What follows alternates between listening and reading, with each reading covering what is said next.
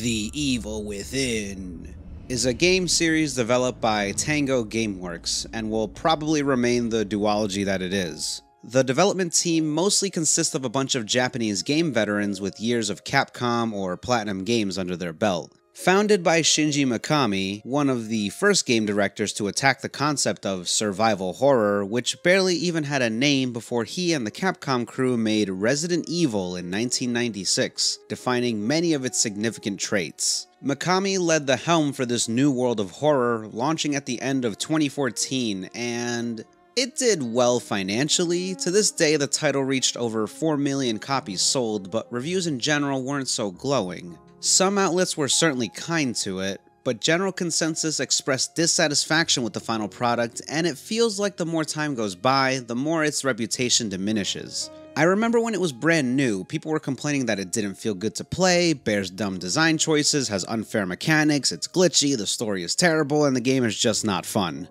3 years would pass and the sequel would arrive in more modest fashion. The Evil Within 2 ended up receiving more critical acclaim than the original. However, sales were a completely different story. What did I think of both games? That's what I want to discuss today, but keep in mind this isn't going to be a super in-depth analysis between the two. Rather, I'll be describing the games and the gut feelings I had when experiencing them. I'm going to reflect on all that today while sharing my own criticisms and touching on the consensus people typically expressed. However, I'll go in depth when I feel the need to. But before that, let's start this little trip through Shinji Mikami's horror history that helped build that anticipation for the 2014 title.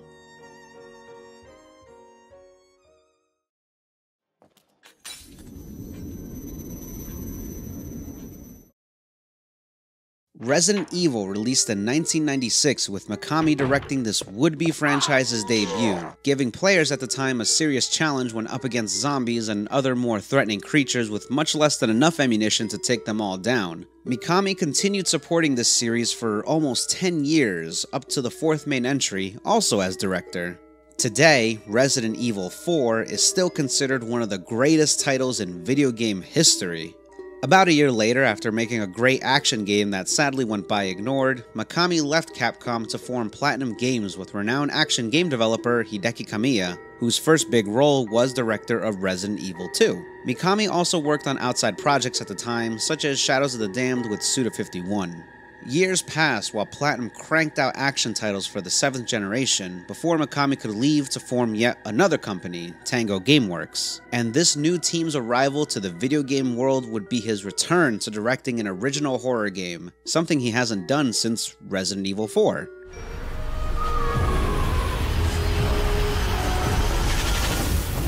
God damn it! With all this put into consideration, The Evil Within was highly anticipated. Perhaps it was also due in part to the heavy marketing. I remember I kept seeing new interviews and ads everywhere months before it was supposed to launch. They even got The Onion in on the action. The Evil Within is absolutely terrifying. You're never safe and have to think on your feet to avoid being killed. Oh my god, so the monsters are gonna come out of the TV and kill me? No, they stay in the TV. I have to think on my feet or the monsters will... what? Take all the money out of my daughter's college funds? No. Because that's what scares me. Needless to say, I was pumped. I think the same can be said for just about all horror gaming fanatics as well. While not the creator of Resident Evil, a project originally ignited by Tokuro Fujiwara as an attempt to remake a Famicom game known as Sweet Home, there I said it, go away, Mikami still directed that PlayStation classic and defined a genre with his team during this time. He established what some would say the fear is for survival horror, at least during its early years. In the beginning of Resident Evil's creation, we considered using a Doom-like 3D environment. But we reconsidered. In a first-person perspective, you wouldn't be able to see the main character, so you would lose that sense of identity. It's also hard to build the kind of fear that we were going for. We decided it would be more frightening to have the camera suddenly jump to a different view to heighten the suspense. Mikami wanted to bring a type of fear back into the spotlight, as well as those ambitious Resident Evil vibes with his new game. Hell, even the title clues you in on that. Evil Within. It's practically the same name. Not sure about its Japanese counterpart. Anyway, this game was anticipated as a triumphant return to survival horror, a subgenre that lost a lot of its ground and recognition due to horror games typically revolving around first-person, no combat, escape dark areas where things can kill you very easily games at the time. Not to devalue those games, I think they have their place in the industry. I'm just emphasizing how the face of horror games changed during this time. While I was never that big on Resident Evil, the series does bear some games I'm very fond of. The remake of the original, for example, continues to stand as one of the best remakes to anything ever. I think it helped that Mikami directed that project as well. You definitely don't see that a lot. There's also Resident Evil 4, which he directed a few years later. While it still maintained some aspects of horror, the experience itself felt very over the top and considerably goofy. Where's everyone going? Bingo?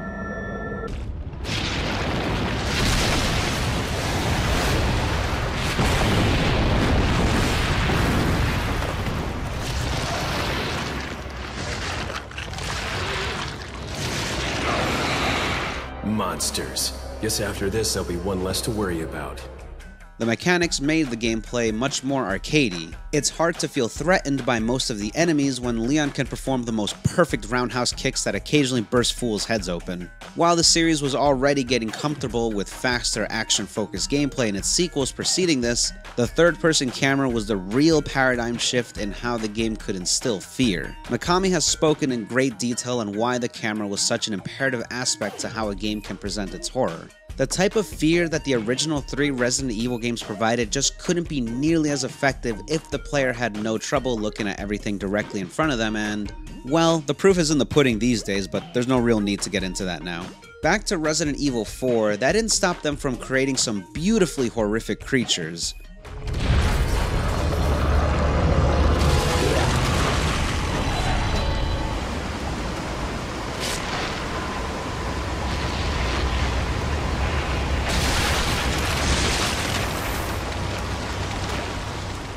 While zombies were technically not present, these terrors you'd come across breathed clear inspiration from some of the greatest monster designs of all time, making unique abominations you just want to ogle at.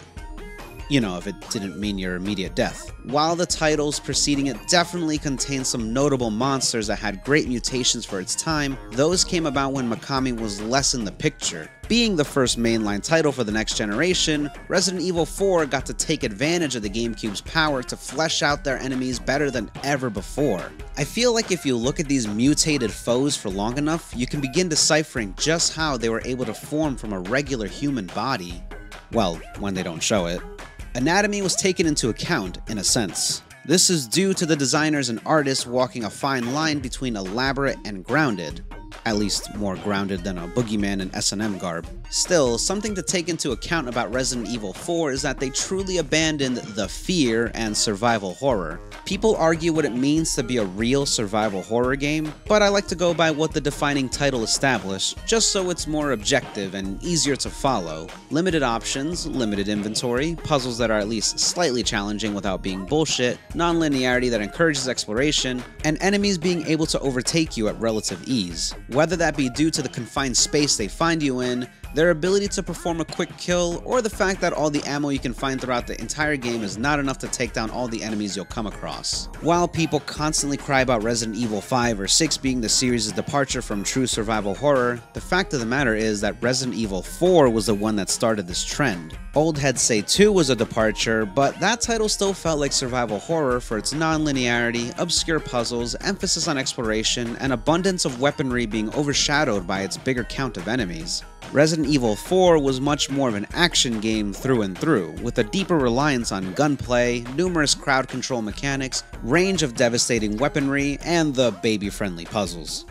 で、4っていうのは実はその後の僕の中ではもうアクションゲームでいいやっていう作りにしましたね。一回。やっぱスタッフと話し合ってこっちの方が面白いって面白いってやっていくうちにアクションが濃くなっていくだけなんです。でホラーは外しちゃいけないけど僕が最初に集めたゲームとしての狙って撃つっていう遊びこれが一番軸になって大事です。で一番大事な2番目に大事なのはないです。怖くなきゃバイオじゃないでしょって怖さが一番に思っちゃってるスタッフで作るとこれはうまくいかないっていう。Shinji Mikami departed from survival horror with that title. As great as Resident Evil 4 was, and as wonderful as his other action games proved to be, I love the idea of him going back to what looked like a more pure survival horror game with The Evil Within. This is something he tried to do when it came to the project known as Kuriyami he was working on with Suda51 back in the late 2000s before EA screwed the whole thing up.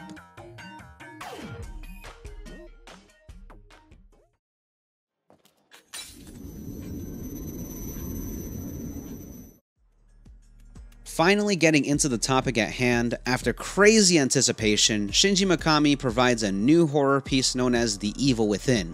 Dispatch, this is Detective Castellanos in 184. What's the situation? Over. 184, be advised. Some problem reaching on the Beacon Memorial. Is there any... God damn it! Jeez! Junior Detective Kidman. Any thoughts? Nothing yet. I'm sure we'll know everything once we get there. You play as Sebastian Castellanos, a seasoned detective sent to investigate a grisly scene with his right-hand man, Joseph Oda, and apathetic rookie, Julie Kidman. Of course, these gumshoes have no idea what awaits them as they're launched into the madness inside the mind of Ruvik, the main antagonist.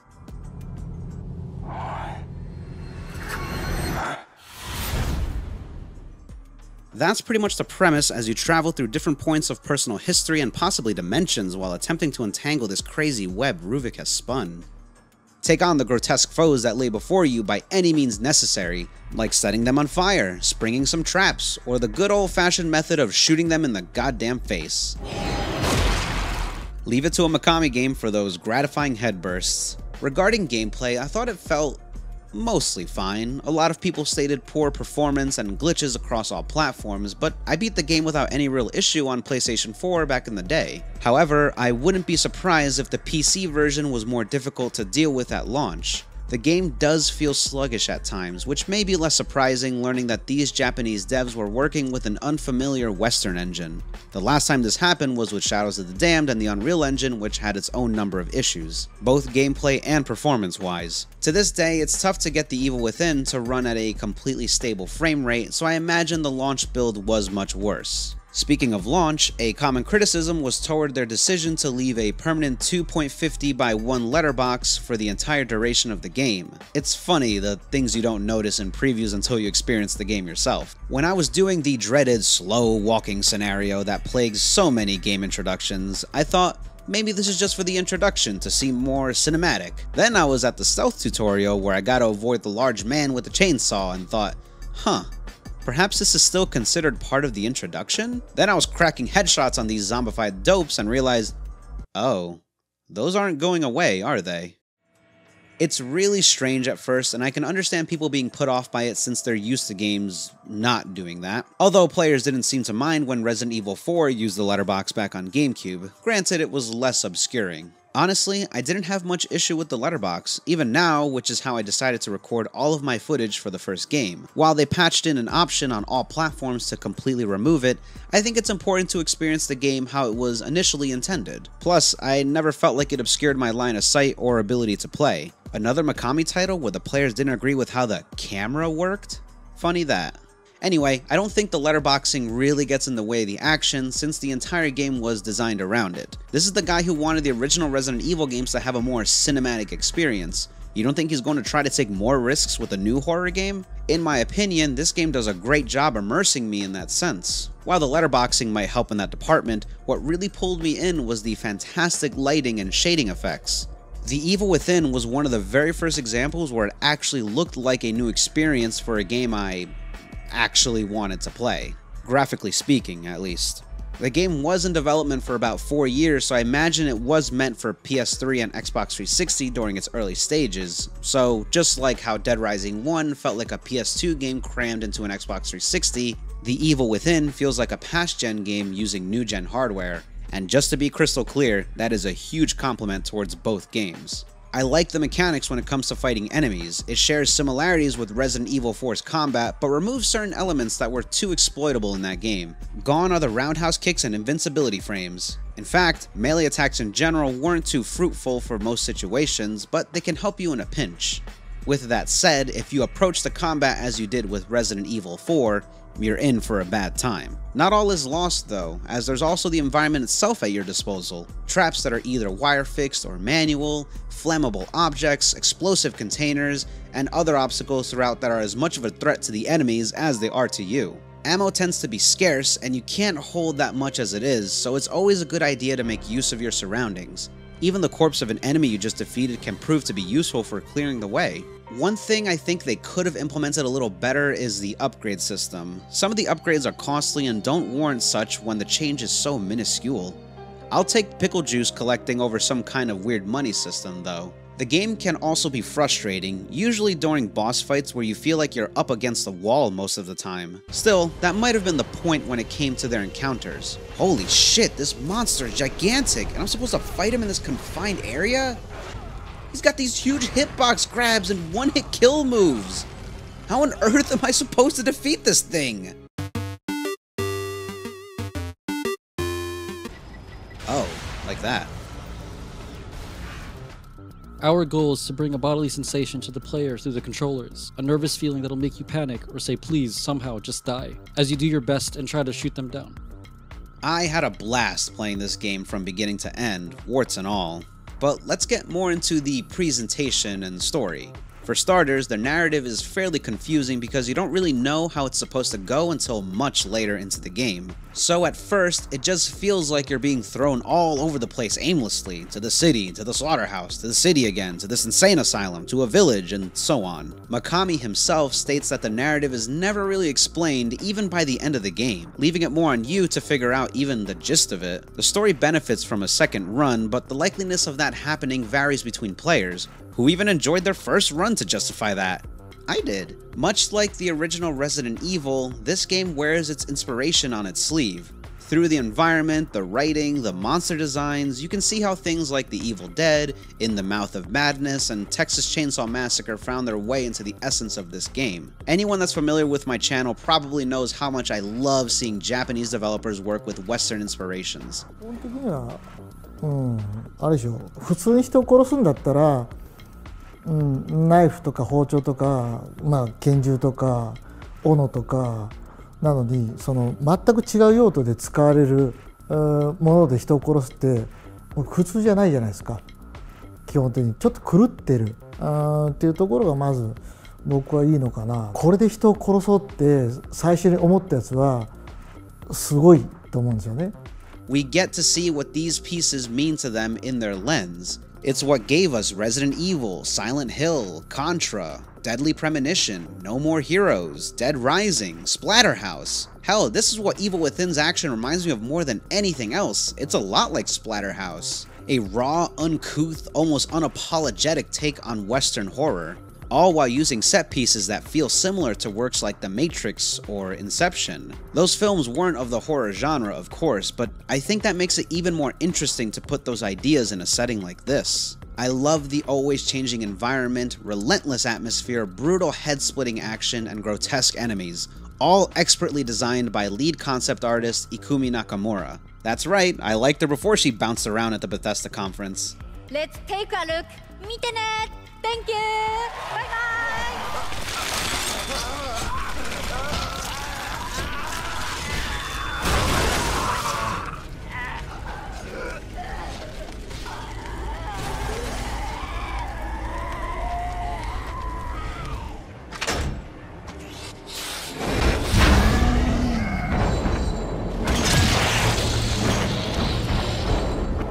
でもそうかもしれない。三上さんと初めて仕事するんだけど、三上さんと初めて仕事して、三上さんの悪夢をすごい見るような。なんか三上さんが怒ってるとかではなくて、なんか三上さんが会社に来たら死んでたりとか。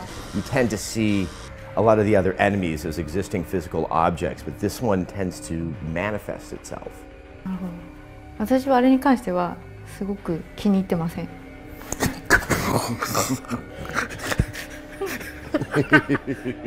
After providing art for games such as Okami and Bayonetta, this was Nakamura's first big gig where she got to be a leading art director. She came up with many of the character designs and just about all the monsters, which I will never stop gushing over. To a certain degree, these disgusting beasts call back to Resident Evil 4's large enemies, but feel much more surreal and nightmarish.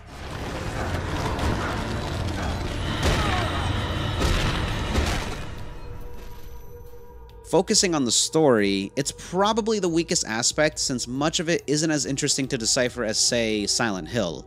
Not to compare it outright to that game since they give off a different vibe, although they do share the idea of leaving it up to the player when it comes to putting pieces together in order to fully understand the narrative and plot. Developers involved said they consider the story itself to be a puzzle, which might excuse why the actual puzzles in the game are effortless. Genealogy suggests increased susceptibility to external stimuli. Pattern adaptiveness. Could you be what I've been searching for all these years? And under my own nose? Unbelievable. There can be no mistake. This one is compatible.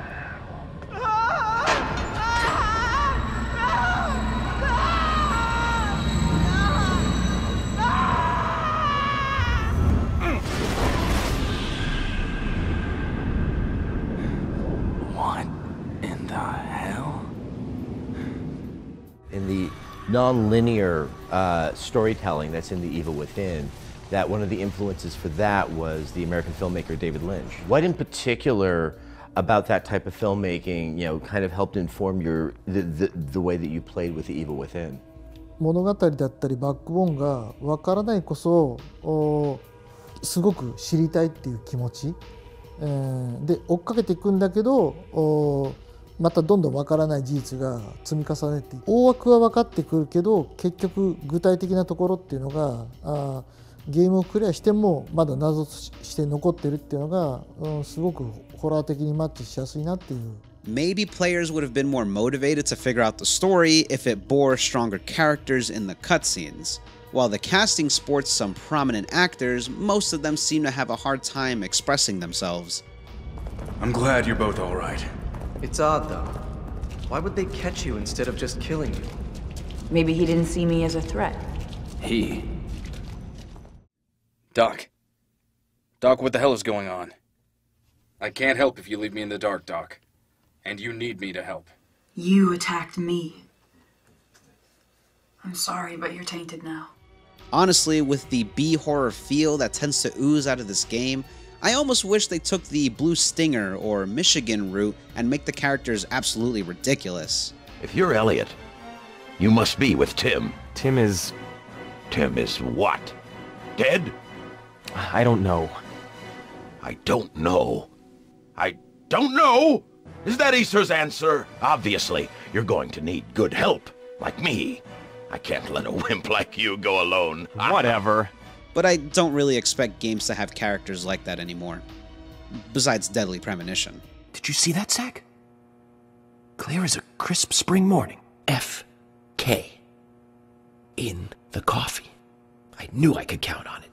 Never fails. And it's not to say those actors did a bad job, I just don't think they had much to work with. I understand that the game can be kind of janky at times, and it can be annoying when certain things feel inconsistent. The game itself does bear instances where it doesn't feel as tight as it probably should. Some of it might have to do with Tango using the id Tech 5 engine, Bethesda games are pretty notorious for inconsistencies. Sebastian, I'll draw it away so you can search. Yeah, thanks Joseph, big help there. Sebastian's movement can feel kind of sluggish at times too, probably comes from their desire to make confrontations hard to flee from. Sometimes I wonder how the game would feel if it were designed around tank controls and the more classic camera angles, but even Mikami isn't brave enough to go down that dusty road again. Back in the 1990s, games rarely provided free camera movement, but now players are used to being able to move both the character and the camera. We need to cater to what they have become accustomed to. A lot of the mechanics seem pretty bizarre at first, such as Sebastian's dash ability. Guys, did you know Sebastian can barely run at all? Wow, look, a toddler can run more than he can. What's wrong with this guy? Talk about the shittiest game ever made. That just makes no gosh darn sense, so it completely ruins the entire experience. Okay, I'm not here to defend how weird it is that he only clears a few yards of sprinting before he gets winded. It's not like there's any context to explain that. But considering how fast he does go, this mechanic's intention is likely a last-ditch effort to get some distance between yourself and enemies when they're getting too close for comfort and you have to respect their space. But it's something you can't rely on heavily. I wouldn't be surprised if early builds gave Sebastian a run function similar to most of the Resident Evil games, but perhaps the developers realized it was too easy to escape danger that way when space was a virtue. This was especially the case for Resident Evil 4, which went for much rowdier arcadey combat. The Evil Within is supposed to be a slower, methodical game with overwhelming, oppressive situations. Also, for the original Resident Evil games, it wasn't a sprint function, at least not in the same essence as the Evil Within, so seeing people constantly make this comparison seems unfair to me. The situation often calls for on-the-fly decision-making. Sometimes that means quickly cutting through a space between some foes in order to give yourself an extra inch of distance, as it can make all the difference. But I guess since you're so fit and spry with your morning marathons, you can call this a game-breaking fault because it's weird. People in general seem to have a problem with the inventory as well. I was certainly surprised by how little ammunition you can hang onto at once, but I'm guessing the restrictions come from their desire to keep the player on their toes. Just like with classic survival horror, and even some of the modern ones, you're usually wondering where your next set of bullets are going to come from. You're not going to have a million shotgun shells on hand to clear the way, no matter how hard you try to hoard them. And burning every single body you come across will mean you'll constantly be short on matches, missing out on future quick kills. The small amount of ammo you have on your person may not be enough to take on the oncoming enemies, so use whatever else you have at your disposal in order to conserve.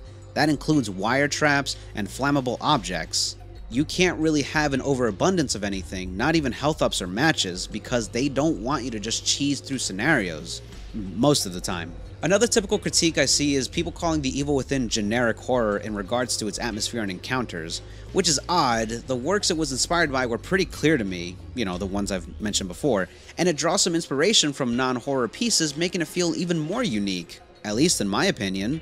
I think people only say this when they can't pick out the specific inspirations. Hell, the same thing can be said about Resident Evil 7, considering it had like a million different points of reference regarding its horror and presentation. I personally think to say the Evil Within has a generic sense of horror is the equivalent to calling Silent Hill an unoriginal mishmash of Stephen King stories. That's not to say the Evil Within doesn't sport some tired motifs. I'm not going to pretend that Laura's long black hair isn't something done in plenty of famous J horror pieces, and it's even something the game takes the opportunity to mock. I just feel like this is the kind of forced cynicism that is usually spouted by people looking for things to complain about. People in general didn't seem to like the story at all, and I can understand that to a degree because a lot of it isn't that well told. You have to really dig into the memos and take in all the passive remnant psyche scenes in order to get a good grasp of what's going on, at least with some of the characters.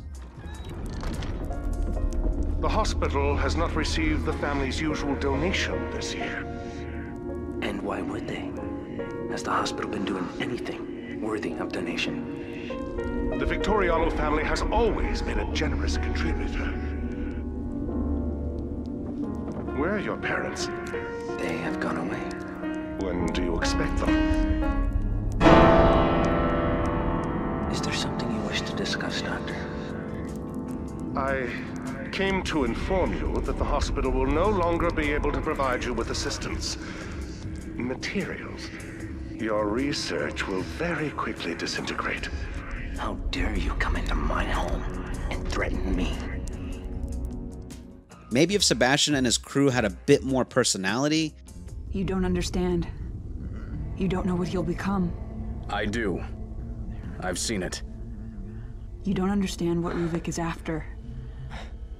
So tell me, what is he after? He's after Leslie. What, he needs to finish his science project? Don't patronize me. I have orders. I can't let him have this boy. Even so, they had their shining moments. Sebastian, you ever had the urge to just jump? When you're on a high place, or the subway rolls by. Imagine if you had that urge for a minute straight, then 2 minutes, You fought it off 3 times now, Joseph. You're learning to stop it. You're not listening. I'm not worried about stopping it, Seb. I'm worried about not wanting to stop it. Some part of me wants to turn. I don't know why. And I can't reason it away. It's deeper than that. I'll take this over a memo explaining the zombification any day of the week. It's kind of cool that this game emphasizes on such grim passing thoughts. It's something that passes my mind sometimes, and it's a lot more common than you probably think. Now, I know I just sort of mentioned killing myself there. I think it's a very normal thought to think about killing yourself, you know? Like, whenever I know the next 4 hours of my life is gonna suck, like, I think about it. God, I gotta pay my taxes, there's a long line at the bank, and then a bus is coming by. What if I just dove head first, ran on those double back tires? Anybody else? You ever think of shit like that?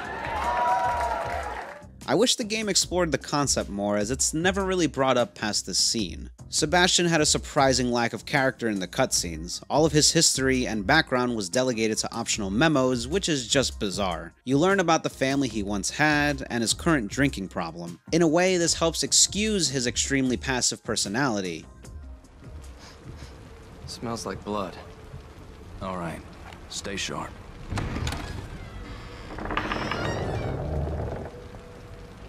We're gonna check it out. Don't let anyone else through this door. I can be an extra set of eyes. We don't know what's happening here. You're a backup. Were you warning me about this? You were Leslie, right? I'm a police officer. Maybe I should help you. Should help you? Shit. How am I gonna get you to a hospital? It's like he pushes his emotions down in order to focus on the job and not think about anything else. But that's just my personal excuse. It isn't totally valid. Kidman? Is she here too? Is she alright? I think the reason most of his characterization was delegated to memo territory is because he isn't actually the main character. That feels more appropriate for Ruben Victoriano, or Ruvik.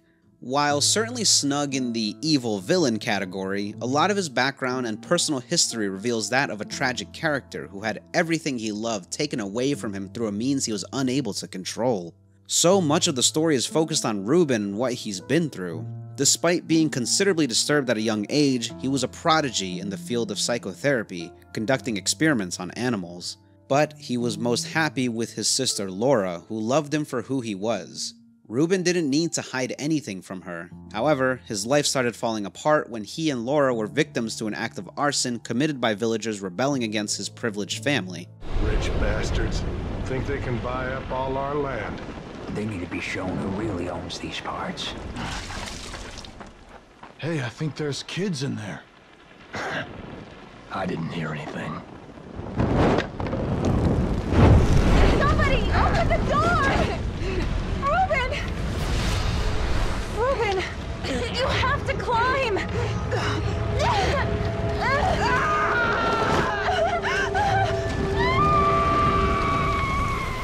Laura died saving him, but his horrible disfigurement from the fire led his father to locking Ruben in their basement, never to be seen again. However, he would later murder his parents and inherit all their wealth.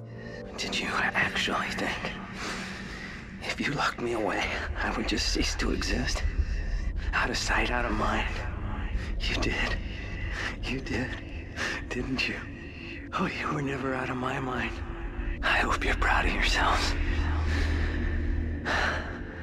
With the help of Marcelo Jimenez, a doctor for Beacon Hospital who was acquainted with the Victoriano family for years, Ruben was able to attain subjects to continue research on the human minds in order to live the ultimate dream, both figuratively and literally. He wanted to craft a new world where he could be with the one he loved once again. I nearly lost myself completely. But then I saw her. Deep down I know she was only an apparition. But I would regain my face. Recover what was taken from me. Restore her. My beloved sister, Laura. This world being called STEM, conceptualized by Ruben and with Jimenez providing the materials. But this all came crashing down for him when Jimenez saw the potential in his project and basically sold it off to a company known as Mobius without Ruben's consent. That cockroach, that sycophant, living off me, feeding off my work. I'll have to figure out how we got the combination to my safe. But there's no time for that now. I'm so close. No one can ever have that data. It is mine. The company Mobius, seeing the potential in this dream world Ruben was building, trapped him into making a build for them. What they didn't count for was Ruben setting it to only be compatible with his own mind. This led the people of Mobius to promptly brain him so that his mind can be enslaved to the current build. I saw what they have done to him, and I am appalled. To think the young boy I mentored is now this. A mass of gray matter in a glorified test tube. And what have I become in all of this? They've managed to keep his mind alive by simulating an artificial body. His consciousness is being confined to a mental straitjacket, a gear in their infernal machine. They have even stricken his name and humanity, referring to him by an anagram, Ruvik. A crude joke, as if spitting on his grave. He was really given no choice but to lash out against Mobius, which is what led to the events of the main campaign. You almost feel bad for him, you know, if he wasn't a crazy murderer. Man, rich kids are always kind of weird, aren't they? You're just as expendable as your partners are. As I was. After all I did for them. We'll see how loyal you are when you know the truth. This could be why Sebastian never really expressed himself throughout the campaign. He isn't the main character or some destined hero. He was an individual who got caught up in this entire mess caused by the actual main character. I will say the post-launch DLC did do a lot of the legwork when it came to explaining the story in a clear manner. A real Masahi Uka case. Although the developers stated that this was something they didn't think of doing until after the game launched. Even so, I had a good time going through the notes and having discussions with others to understand the world and story better. I understand the lack of motivation from unwilling players though. The story feeds you way too much while you're still trying to figure out what's up and what's down. And there's still a noticeable amount of plot holes that never really get resolved. Even so, it was really satisfying to make sense out of something that acts so senseless. One last criticism I probably heard more than anything else, and it's something I can never really get behind. The fact that people are constantly comparing it to Resident Evil 4. Resident Evil 4 is great. I love Resident Evil 4. I've beaten literally every single version of Resident Evil 4. Yes, even that one. But whether you're saying this game is trying to be too hard like Resident Evil 4, or it isn't enough like Resident Evil 4, I call total bullshit. Obviously, it has some similarities like the Dark Village setting and third-person combat, but goddamn, if they really just wanted to make another Resident Evil 4, that would have been a waste. Capcom demanded and got another Resident Evil 4. It was called Resident Evil 5, and guess what? It fucking stinks. Then EA wanted Shinji Mikami himself to make another Resident Evil 4 for them, and guess what? It's called Shadows of the Damned, and also kinda stinks, but at least it's funny with really cool atmosphere and awesome monster designs. And to the people that don't like that it isn't enough like Resident Evil 4, just go play that game. You probably own multiple copies of it.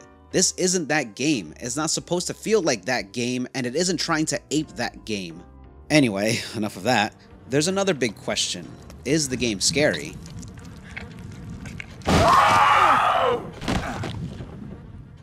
Well, it is labeled as a horror game, but to be honest, very few have made me actually feel afraid in years.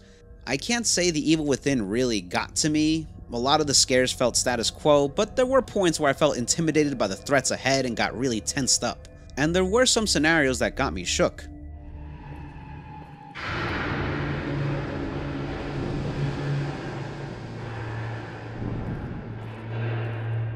Fine.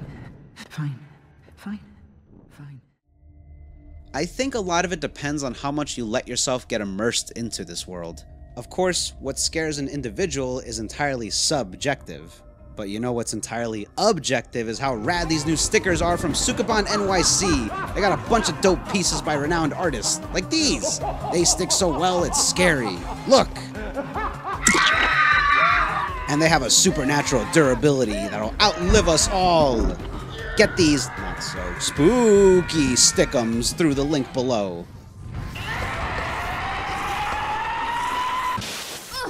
What the fuck?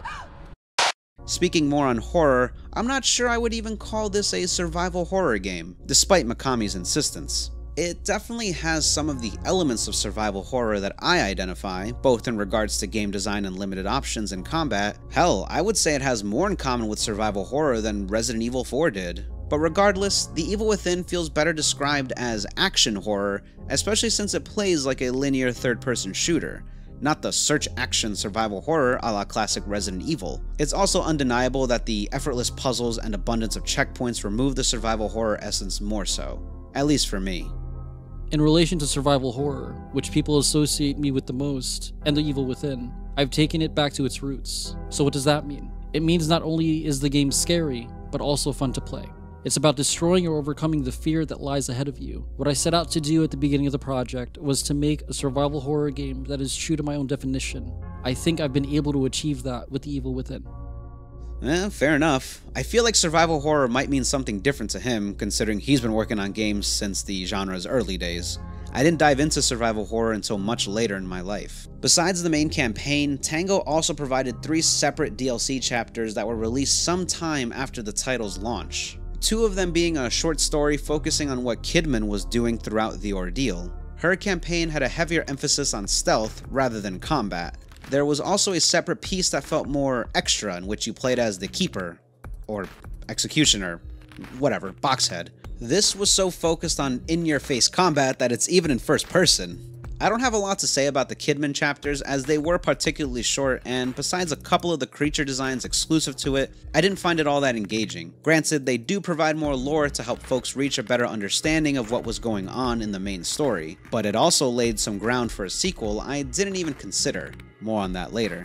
As for the Boxhead DLC, it's pretty much a separate story about a man trying to find his daughter who's gone missing within STEM. However, the gameplay feels very arcadey, so it's hard to even take something like that seriously.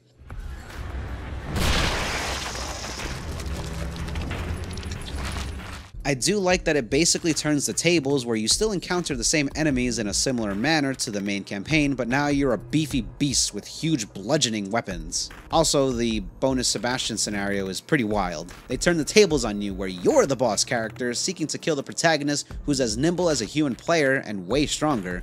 Both devilish and genius. So in conclusion, The Evil Within is not really a perfect game, but I couldn't share sentiments with folks that downright hated it, or expected something completely different. From the very beginning, they promised a dirty, grimy, third-person action horror game, and that's pretty much what we got. And I loved it for that back in 2014. Hell, I still love it now. I kinda thought my opinion might have lowered nearly 6 years removed from the last time I did a full run, but no. If anything, going to the PC version now just made me admire it more while aiming comfortably.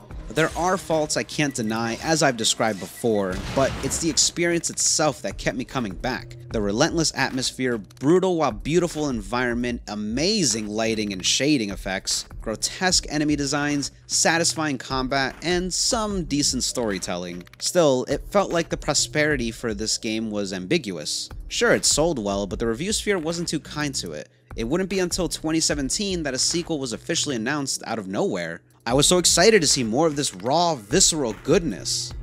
But was I going to get that? I guess we'll just have to wait and see. Join me next time when I get into the nitty and gritty of the unexpected sequel, The Evil Within 2. Hey guys, hope you're having a scary and safe fall. I initially planned to release this as one big video, but I think it's better for pretty much everyone that I split this into 2 parts. So please check back soon for part 2. And if you're new to the channel, you can check out my various other analysis videos while you wait. And if you're ever open to discuss anything I bring up on my videos, don't hesitate to join my Discord. Also, I'd like to thank Koopy for being a huge help fleshing out the entire script with me. I couldn't be more grateful for him taking the time to look over all of this as a fellow fan of The Evil Within, and Ghost in a Jar for providing his voice in the video.